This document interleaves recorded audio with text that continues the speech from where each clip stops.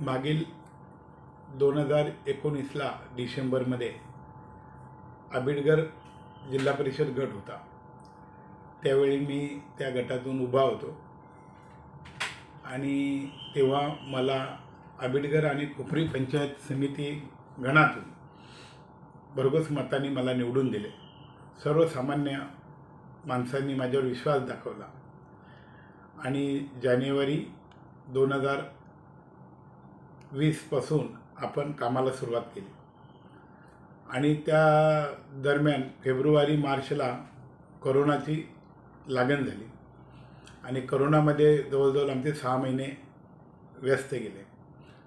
नंतर कोरोना कमी झाल्यानंतर आम्ही त्या विभागामध्ये सर्वे केला जिल्हा परिषदेमधून आणि 20 गावांचा सर्वे केला आणि 20 गावामध्ये कशी पाण्याची योजना देता येईल त्यासाठी वैतरणा नदीवरून पाणी उचलून आणि ते सर्व 20 गावांना देण्याचा सर्वे झाला। जवळजवळ 50 कोटीची योजना, जेणेकरून माझ्या मतदारसंघात 80% मतदारसंघात पाणी पुरवठ्याची योजना ती आज चालू आहे, पूर्णत्वालाच्या तयारीस आहे। विहिरीचं वगैरे बांधकाम झालेलं आहे, पाईपलाईन सर्व टाकून झालेले आहे।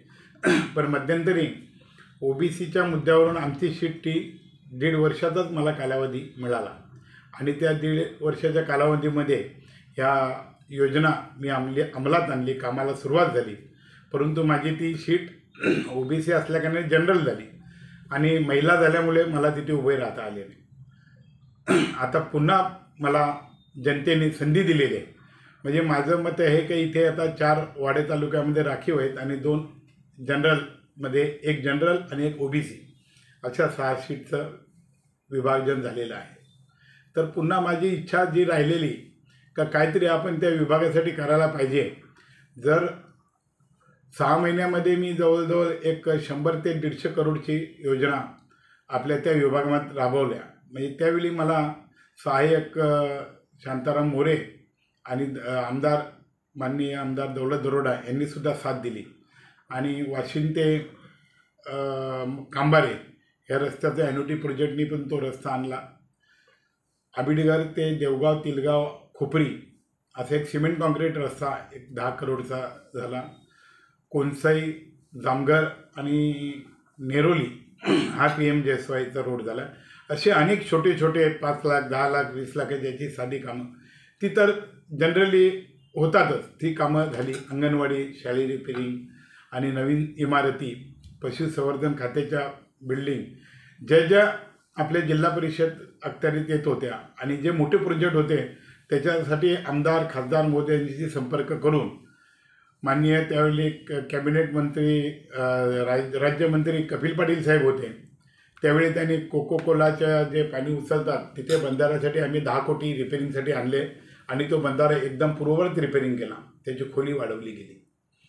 त्यामुळे आता तिथे असं पाण्याचा साठा झालेला आहे की कोकोकोला कंपनीने कितीही पाणी उचललं आणि ह्या 20 गावाच्या योजनेसाठी पाणी उचललं तरी ते पाणी संपणार नाही, इतकं तिथे पाण्याची निर्मिती झालेली आहे। आणि नवीन बंधाऱ्याची सुद्धा मागणी केलेली आहे। वाडा सिद्धेश्वरी रोडच्या बंधाऱ्याची सुद्धा आम्ही सांबा विभागमध्ये मागणी केलेली आहे जलपुरवठ्यामध्ये। तर अशा अनेक इच्छा आहेत। असो, बरे मला 1.5 वर्षाचा कार्यक्रम मिळाला, पण त्या 1.5 वर्षाच्या ह्याच्यामध्ये मला समाधान झालं की मी काहीतरी केल्यासारखं झालं। ज्या दिवशी सर्वसाधारण शीट पडली आणि मला माझ्या मतदारसंघातून खुपरी गट झालेले, त्या गटातून आबिडगर गणातून खूप फोन आले, आखरे साहेब तुम्ही पुन्हा उभे राहा, आम्हाला असं लोकप्रतिनिधी पाहिजे, आम्ही कॉन्ट्रीब्युशन काढू, तुम्हाला मदत करू, पण तुम्ही उभे राहा। आता तुमची चांगल्या प्रकारे तब्येत पण आहे तर तुम्ही उभे राहा। मग लोकांच्या आग्रहास्तव मी आता इच्छुक आहे आणि मी पुन्हा प्रचंड मताने निवडून येणार आहे। मागच्या वेळी आमची तिरंगी लढत झाली होती, मग आमच्याच नातेवाईक उभे होते, पण आता ती माझ्या सोबत आहेत आणि भारतीय जनता पार्टीच्या तिकिटावर आहे। मी तसा जुना पहिला भारतीय जनता पार्टीच्या 25 वर्ष काम केलेलं आहे। मध्यंतरी 8-10 वर्षे मी पार्टीमध्ये कोणत्याच काम करत नव्हतो। तर आता BJPचं मी सक्रिय आहे आणि भारतीय जनता पार्टीचे जिल्ह्याचा उपाध्यक्ष आहे।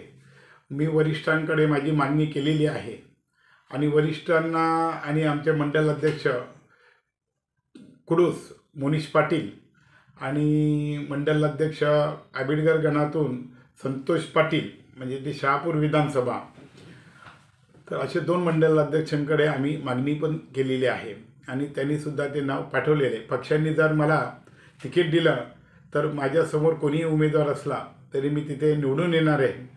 कारण तशी मी 1 वर्षामध्ये कामं केलेली आहेत आणि लोकांना ती सगळ्यांना जनतेला ती माहितीच आहे. त्यामुळे जनता माझ्यावर खुश आहे. मलासुद्धा कॉन्फिडन्स आहे की यावेळी मी नक्कीच पूर्ण वाड्या तालुक्यातून जेवढे जिल्हा परिषद गट आहेत त्याच्यामध्ये रेकॉर्डमध्ये मी इथे निवडून येईन, एवढं मी तुम्हाला सांगतो.